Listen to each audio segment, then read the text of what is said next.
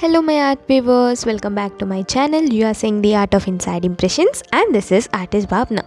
So today we are going to see the facial features of Krishna. Okay, so here the shading, cross hatching technique, whatever techniques we want, we'll use and will make this beautiful Krishna look more beautiful. Okay, please do watch complete video and do enjoy the video. And if you are new to my channel, please do subscribe to my channel and don't forget to tap the bell icon. So that is the important element, and I hope you will enjoy it. Happy learning. Bye bye.